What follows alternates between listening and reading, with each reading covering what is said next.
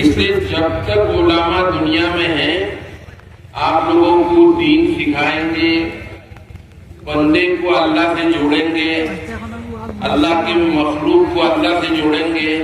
جب یہ علماء دنیا میں نہیں رہیں گے، اللہ کی باتیں رسول کی باتیں بتانے والے نہیں رہیں گے، تو پھر دنیا کا ختم ہونا یقینی ہو جائے گا۔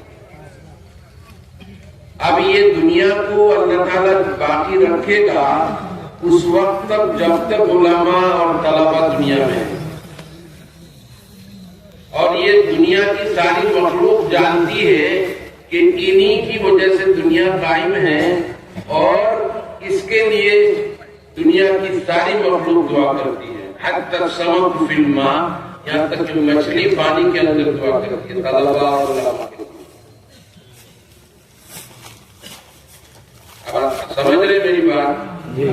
یعنی دنیا کی ہر چیز، ہر مخلوق طلباء کے لیے جو اللہ کا کلام پڑھتے ہیں، اللہ کا کلام پڑھنے والے، قرآن شریف پڑھنے والے طلباء ہیں، علماء ہیں، جب تک اللہ کا کلام پڑھا جائے گا اس دنیا میں، جب تک اللہ کا نام لیا جائے گا، تب تک یہ دنیا قائم ہے۔ اور اس بات کو باقی رکھنے والے علماء اور طلباء۔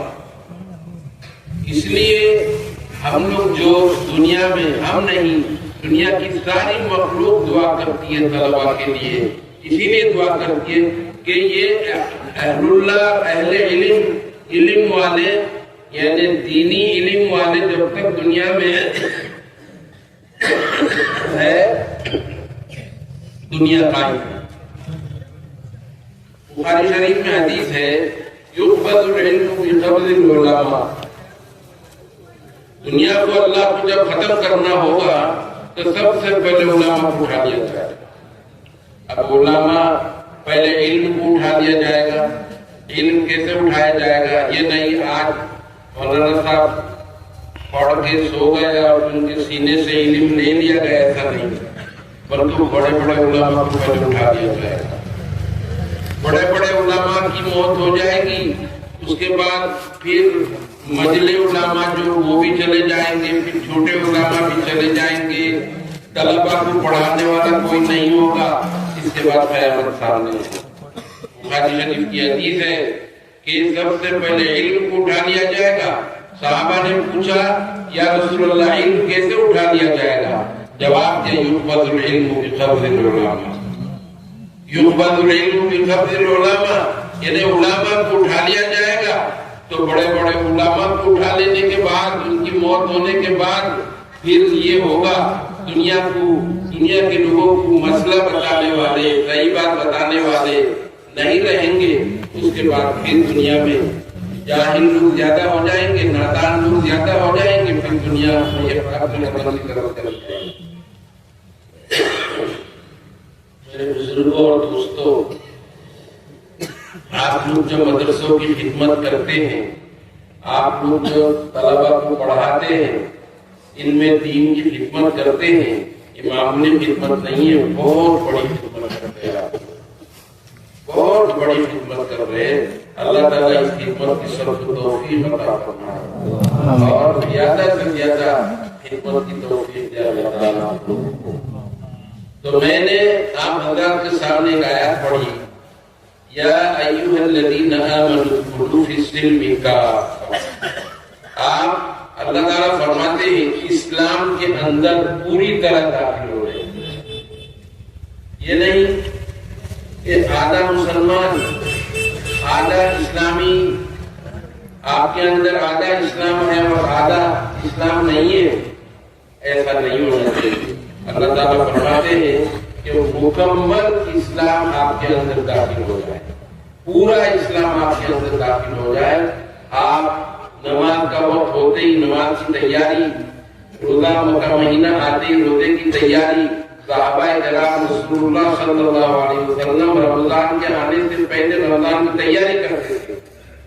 آپ اور ہم اس کی تیاری نہیں کرتے، یہی ہے ہم میں اور ان میں کمی صحابہ کرام میں، ہم پہلے سے کسی کام کے لیے تیار نہیں ہوتے۔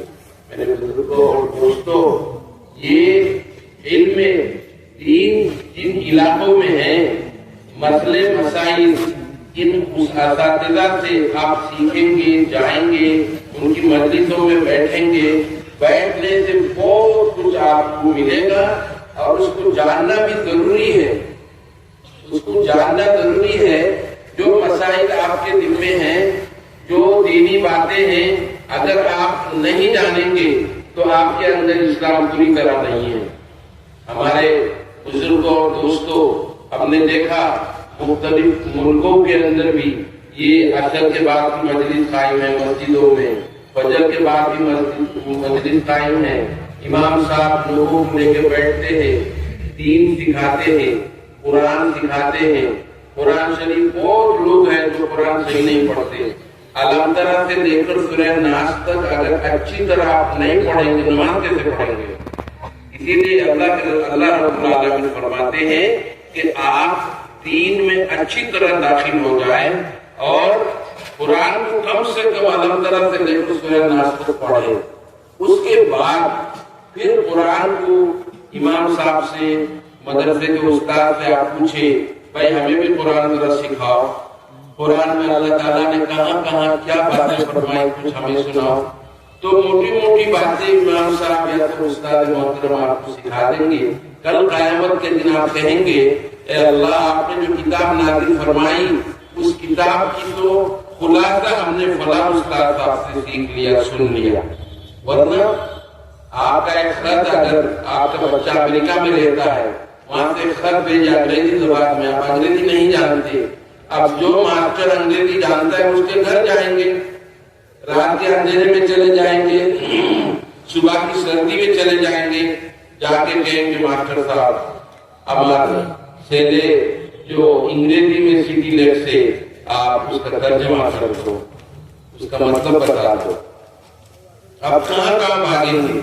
لیکن اللہ تعالیٰ نے عربی زبان میں قرآن نازل کیا۔